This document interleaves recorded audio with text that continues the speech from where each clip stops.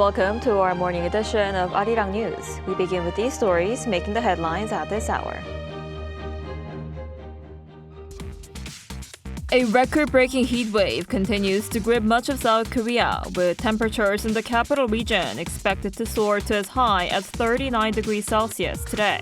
The relentless heat is also disrupting professional sports, with all KBO games scheduled for Wednesday and Thursday canceled for the first time since the COVID-19 pandemic. Iran says it has reached an agreement with Oman on a route for shipping through the Strait of Hormuz. The country's foreign ministry spokesperson did not give any further details, but said the agreement is in the final stages, raising hopes of an easing in regional tensions. The United States is preparing to impose tariffs and minimum prices on imported polysilicon, a key raw material used in solar panels and semiconductors. The measure, which could come as early as Thursday, is seen as the Trump administration's bid to boost domestic production of the material. We begin this morning with South Korea's record-breaking heat wave that's intensifying with temperatures nearing 39 degrees Celsius in the capital region. The relentless heat is also taking a growing human and economic toll, with heat-related illnesses and deaths climbing, while all KBO games on Wednesday and Thursday have been called off. Our Lee Seung-jae starts us off. South Korea remains in the grip of an intense heat wave, with dangerously high temperatures expected to continue across most of the country on Thursday, just one day before Ipchu, the traditional beginning of autumn. The Korean Meteorological Administration says heat wave alerts remain in effect nationwide, while tropical nights are also expected to persist. The most extreme conditions are forecast for the greater Seoul area and parts of the Jeollanam-do province, where the highest level of heat emergency remains in place. Daytime highs are expected to reach around 39 degrees Celsius in parts of the Seoul metropolitan area and Gwangyang, with the heat index climbing above 38 degrees. Forecasters warn that these conditions pose a serious risk to health and urge people to avoid prolonged outdoor activity. The relentless heat is also taking a growing toll. As Seoul enters its second straight day under the highest level heat emergency, daily heat-related illnesses continue to reach record levels. According to the Korea Disease Control and Prevention Agency, Seoul reported 39 cases of heat-related illness on Tuesday alone. That breaks the previous record of 25 cases set on August 3rd, after 18 cases were reported on August 2nd. Before this month, the highest daily figure had just been 12 cases. Nationwide, health authorities say 21 people have died from heat-related illnesses so far this year, already surpassing last year's total of 20 fatalities. Since the heat illness surveillance system began operating in mid-May, 2,441 people have visited emergency rooms with heat-related conditions. The extreme weather is also disrupting professional sports. The Korea Baseball Organization canceled all 10 KBO League games scheduled for Wednesday and Thursday evening. The league says the move is intended to protect players and fans as officials review guidelines for games played under severe heat. The affected games were scheduled to be played in Seoul, Incheon, Gwangju, Daegu, and Busan. Lee Seung-jae, Arirang News. And as the relentless heat continues to grip the capital, Seoul is strengthening its response to protect residents from the extreme temperatures. Our Shin So-eun has this report. With temperatures reaching 39 degrees Celsius across much of Seoul, the highest level heat alert has been in place since Tuesday, while the heat island effect traps heat between buildings and asphalt. In response, the local governments converted around 4,000 community centers and senior citizen centers into cooling shelters, providing residents with free air-conditioned spaces. The temperature outside of this community center is 36 degrees Celsius. But inside the cooling shelters, the temperature can come down to 27 degrees Celsius.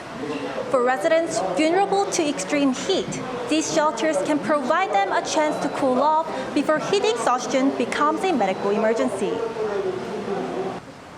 Listed on the Seoul Metropolitan Government's website and open for unlimited visits, Cooling shelters also serve as a shared ground that infuses community spirit.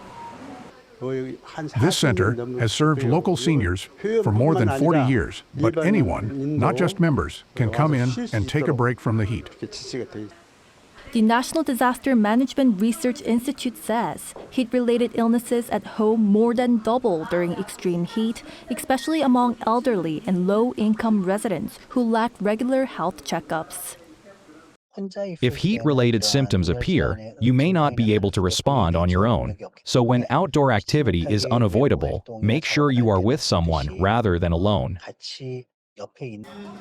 Non-profit organizations such as the Buddhist-affiliated Wongaksa also provide relief from the heat, serving free meals that help residents regain their strength. Preparing these meals is deeply rewarding for us. We serve simple, traditional home-style food, just like the meals people used to eat at home. Founded in 1993, the center operates a year-round without a single day off, providing a daily meal to about 250 to 300 people.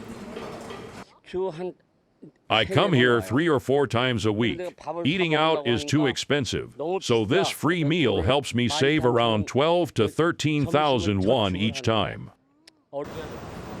For workers who usually consume caffeine, its diuretic effect can accelerate dehydration by causing the body to lose more fluid. To help offset that risk, free bottled water is handed out to pedestrians across the city. Experts say headaches and fatigues are among the earliest signs of heat-related illness, advising people to avoid unnecessary outdoor activity between noon and 5 p.m. when temperatures are typically at their highest. 신소은, Arirang News. The Strait of Hormuz has become one of the biggest points of tension in the Middle East conflict. New developments now suggest those tensions could begin to ease as Iran signals a deal is on the horizon. Our Bunyeon has the details.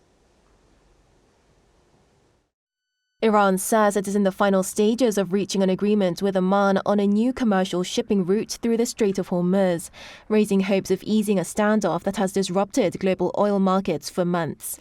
Iranian Foreign Ministry spokesperson Ismail Baghai said Wednesday that the two countries have agreed on the geographic coordinates of the proposed route after 2 months of negotiations. He said a joint statement outlining the agreement is now being finalized, provided third parties do not obstruct the process, apparently referring to the United States. The Strait of Hormuz, which links the Persian Gulf with the Gulf of Oman, has seen shipping severely disrupted since the United States and Israel went to war with Iran in February. Before the conflict, roughly 1/5 of the world's traded oil and natural gas passed through the narrow waterway.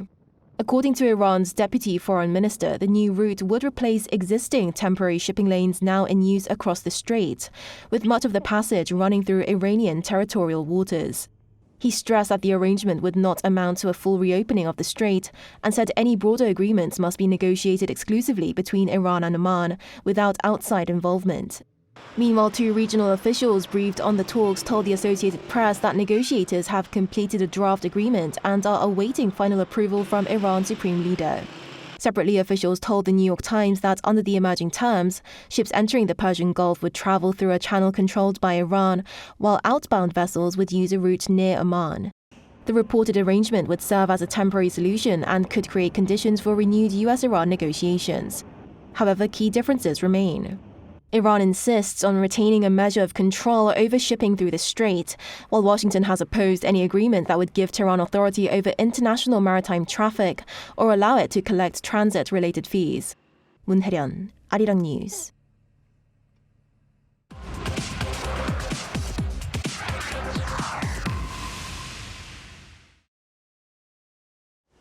South Korea's consumer price inflation dropped back into the 2% range last month, but core inflation, which measures how fast prices rise by leaving out food and energy items, rose at its fastest pace in 2 years and 7 months. For more on what this tells us about the domestic economy, we're joined today by Professor Shin Se-don, professor at the Division of Business and Economics at Sookmyung Women's University. Professor Shin, thanks for coming on today. Good morning. So consumer price inflation fell, but core inflation hit a 31-month high. Why is this?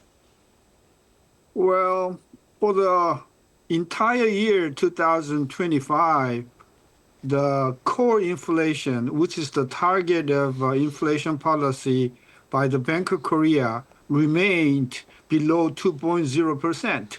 But from early this year, January, I think, 2026, it went up from 2.01% to 2.6%. So for the last 6 months, core inflation, core CPI inflation has risen almost 0.6%, and that is a significant increase. And if you look at the cause of the increase in the core or CPI inflation, I should point out that that is because of exchange rate. The import price inflation has been 20% for the first half of 2026. So I think the prime reason for the rise in core inflation, I think, is because of import inflation. And the reason for the import inflation, I think, is because of the exchange rate, which remained, 1,400 for the most part of 2025.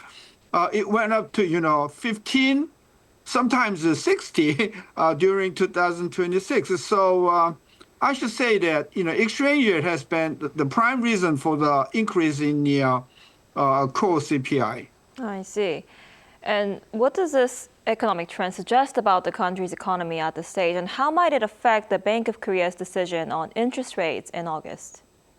Well, we know that, for the last couple of weeks, the exchange rate came down from 1560 to 1420. So that was a dramatic fall in exchange rate. So sooner or later, I think the core CPI inflation will come down from 2.6% last month, I think, to probably 2.2 or 2.1%. So from now on, for the second part of 2026, core CPI inflation caused by higher exchange rate will die down. So the key question is whether, the energy prices due to the Middle East conflict will go up in the second half. I think that is the critical, factor. And the Bank of Korea will look at it. And from the month of, I think, August, they will not raise the interest rate, because they have to look at what's going to develop in energy prices, because exchange rate has come down significantly. So I think the month of August, the Bank of Korea will oppose in exchange rate movement. Right, and I also want to ask you about the tax reform plan that was unveiled earlier this week, and that was centered on expanding tax benefits for owner-occupied homes and imposing a heavier burden on higher value properties. What impact will this have on the housing market, and how effective do you expect this measure to be in lowering house prices? Well, if the target of the tax policy is to lower the rise in the property prices, the key factor is whether the house owners will let their house on the market. In other words, increase in the supply.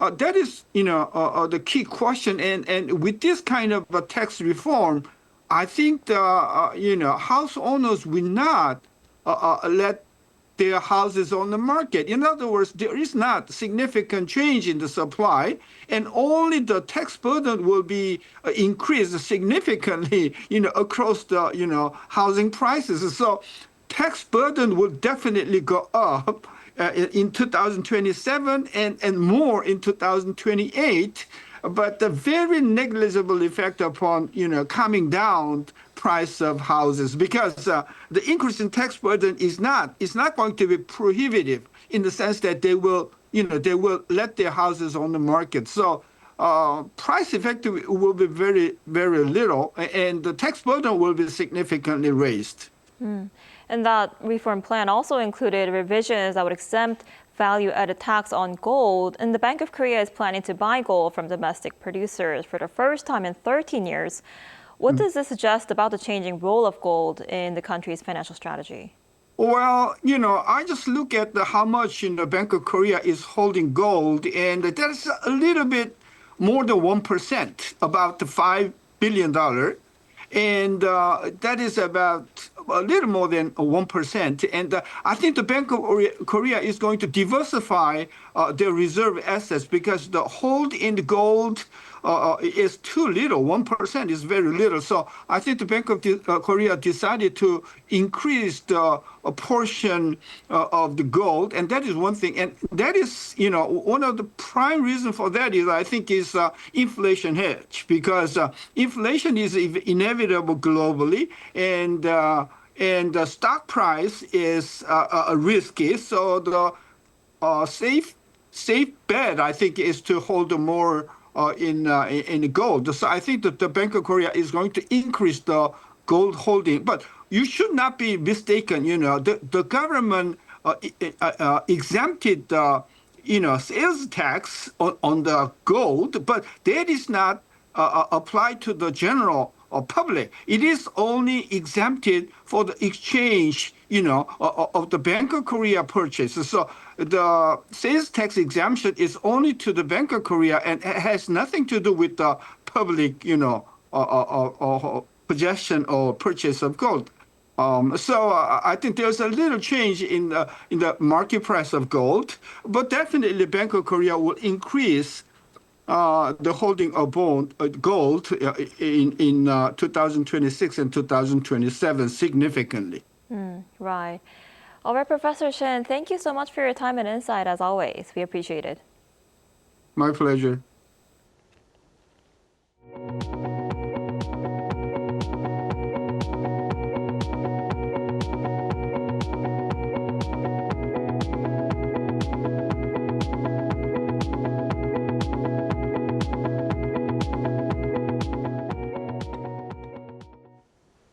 The Trump administration is expected to announce tariffs and minimum import prices on polysilicon as early as Thursday, targeting a key material used in solar panels and semiconductors. According to Reuters and Bloomberg, the plan includes a 15% tariff on polysilicon derivatives, following a year-long Commerce Department investigation aimed at countering China's dominance of the supply chain. Korean firms, which have invested heavily in U.S. solar and chip manufacturing, are closely watching the potential impact. Seoul had earlier urged Washington to apply any restrictions flexibly to Korean companies. The White House has sent Congress a priority bill that would allow the U.S. Navy to build ships at foreign shipyards, potentially paving the way for expanded shipbuilding cooperation with South Korea. Our Cha Young-kyung reports. The White House submitted a proposal to Congress in July requesting authority for the U.S. Navy to build 2 surface combatants and 2 non-combat auxiliary vessels in foreign shipyards. In a statement of administration policy sent to the House of Representatives on July 21st, the Office of Management and Budget highlighted the initiative, urging lawmakers to oppose restrictions in the fiscal 2027 National Defense Authorization Act that would block foreign warship construction. The White House expects that constructing U.S. Navy vessels in foreign shipyards will resolve severe domestic shipyard backlogs while driving direct foreign investment back into American facilities. In its policy statement, the OMB cited the Finland model, an approach where the U.S. rapidly acquires vessels from allied foreign shipyards and transfers technology and production back home to revitalize its industrial base. Eyes are now on South Korea after U.S. President Donald Trump highlighted Korean shipbuilders for cooperation as his administration seeks overseas-built vessels. With South Korea stepping up efforts to support U.S. naval modernization, Korean shipbuilders are widely viewed as prime candidates for the partnership. However, the proposal faces a tough battle on Capitol Hill. Current federal law strictly mandates that U.S. Navy vessels be built in domestic shipyards to protect national security and preserve American jobs. With lawmakers pushing back against foreign procurement, the showdown between Congress and the White House is expected to become a major flashpoint in defense policy. Cha Young-kyung, Arirang News. Starting next year, admission fees for South Korea's major royal palaces and Joseon Dynasty royal tombs, including Gyeongbokgung Palace and Deoksugung Palace, will increase.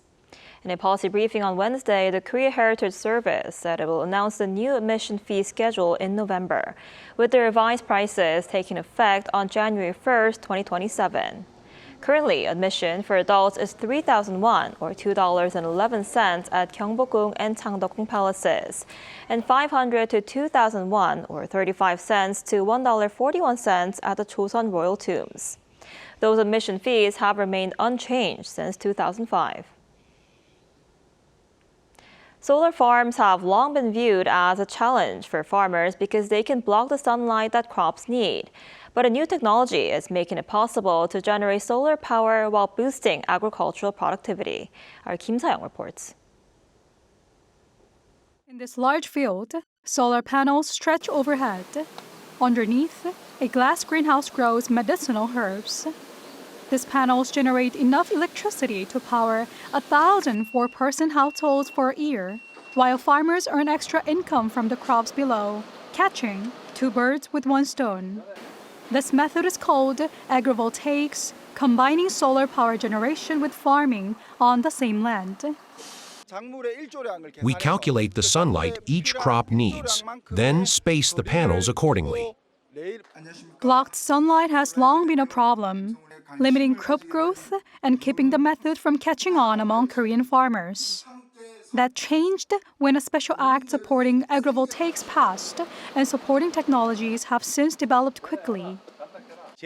Once regulatory hurdles are cleared, farmers can fully adopt this technology. That should be the role of the government and local municipalities. Farming communities are hopeful that agrivoltaics could let them generate both energy and income, a welcome boost to their bottom line. Kim So-young, Arirang News.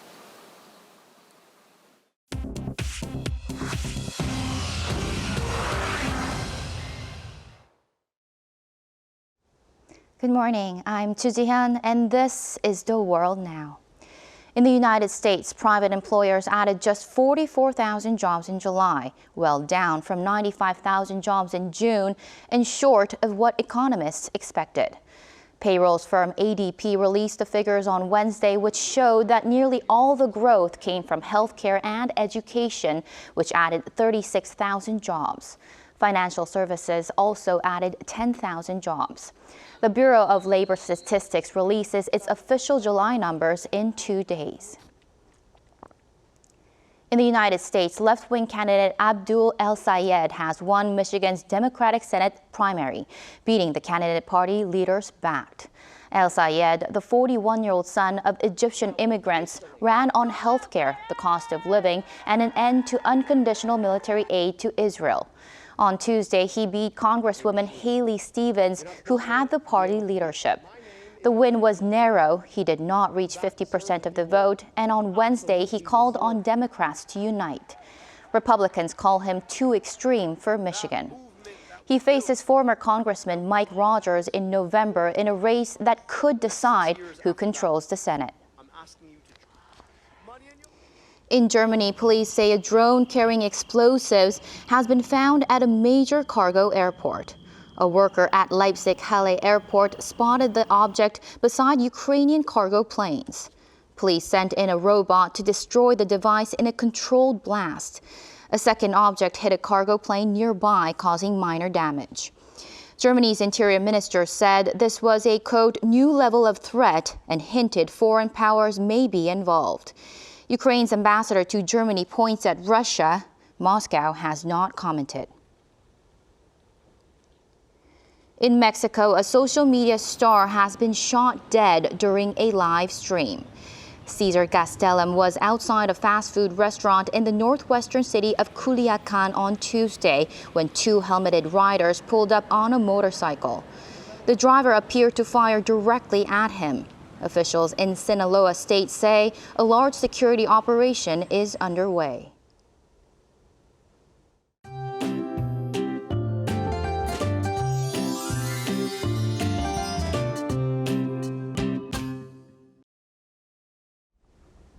The The capital area has been facing more than just severe heat, and it will be even hotter today with an expected high of 39 degrees Celsius this afternoon. And the intense heat continues through the night as well, with Seoul enduring tropical nights for 15 days, while Jeju has had 30 straight tropical nights so far. In addition to the heat, intense sunlight will drive high ozone concentrations across western regions today. Health officials urge everyone to minimize time outdoors and to stay hydrated. So while Seoul will be getting up to 39 degrees, Daejeon and Gwangju will be topping out at 37, Daegu at 36 degrees. Boiling heat will ease by the weekend. However, Typhoon Dolphin, which is heading toward Shanghai, could bring more heat or rain to the Korean peninsula. And for now, Jeju is forecast to see rain from Saturday into next Monday.